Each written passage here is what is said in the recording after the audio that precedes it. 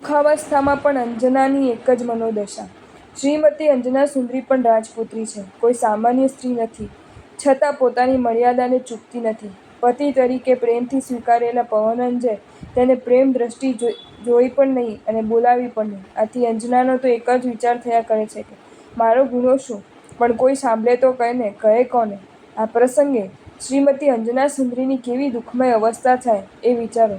પિતા માતાને મૂકીને અને સ્નેહી સંબંધીથી વિખૂટી થઈને જેના કારણે આ અપરિચિત સ્થળમાં આવી તેના તરફથી આવો વર્તાવ, એ કેવી દશા!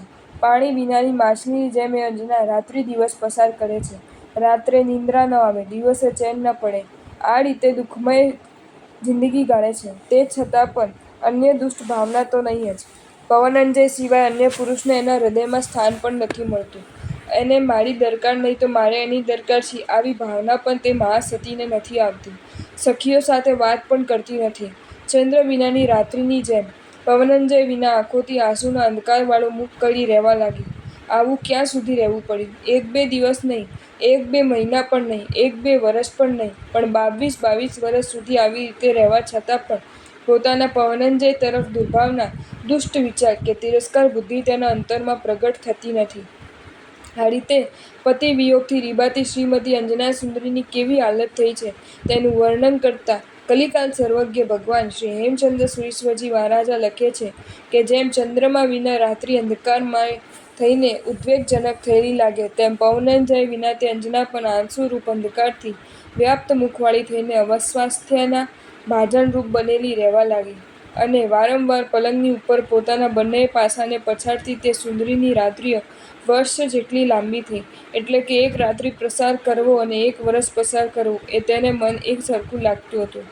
આ સ્થિતિમાં પણ તે સુંદરી પોતાના પતિ સિવાય અન્યના પોતાના મનને નહીં સ્થાપન કરતી અને પોતાના મુખકમળને ઝાડુના મધ્યભાગમાં સ્થાપન કરીને પોતાના પતિના આલેખનોથી જ દિવસોને પસાર કરતી હતી. આ કારણથી હેમંત ઋતુમાં જેમ કોયલ પોતાના મોરને નથી તજતી, તેમ સખીઓ પ્રેમપૂર્વક વારંવાર બોલાવતી હોવા છતાં પણ શ્રીમતી અંજના સુંદરી પોતાના મૂંગાપણાને તજતી ન હતી. અર્થાત શ્રીમતી અંજના સુંદરી પોતાનો સમય મોટે ભાગે મૌનમાં જ પસાર કરતી હતી. આ સ્થળે કુલીન અને શીલધર્મના મહિમાથી સુપરિચિત સ્ત્રીઓની મનોદશા કેવી હોય છે એ ખાસ વિચારી શકાય તેમ છે. પતિએ પરણીને તરત જ છોડી દેવા છતાં અને 22 વર્ષો સુધી એક સરખી ઉપેક્ષા કરવા છતાં પણ પતિ તરફ એક લેશ પણ દુર્ભાવ હૃદયમાં ન આવે, એ જેવી તેવી મનોદશા નથી જ. આવી મનોદશા ત્યારે જ આવે કે જ્યારે શીલધર્મ અસ્થિમજ્જા બન્યો હોય. શીલધર્મનો પ્રેમ એ વસ્તુ જ એવી છે કે આત્મામાં અનેકાનેક ગુણો સાહજિક રીતે પ્રગટાવે છે. શૌર્ય અને ધૈર્ય આદિ ગુણો શીલસંપન્ન આત્મા પાસે વગર પ્રયાસે આવી જાય છે. અન્યથા આવી દુઃખદ દશામાં પણ આવી કાયમી રીતે ત્યજી દેનાર અને વચન માત્રથી પણ ખબર નહીં લેનાર પતિ તરફ એ કબલાને આવો સદભાવ ટકી રહેવો એ કંઈ સામાન્ય વાત નથી. શીલધર્મથી અપૂર્વ રીતે રંગાઈ ગયેલી રમણીઓ આજે કારણ જગતમાં એક સરખી રીતે પૂજાપાત્ર બની છે. જગતમાં પ્રાય કોઈ પણ આત્મા એવો નથી કે જે આ રીતના સતી ધર્મને પાળતી સ્ત્રીઓ તરફ ભક્તિ ભરેલા હૃદયને ન નમી પડે.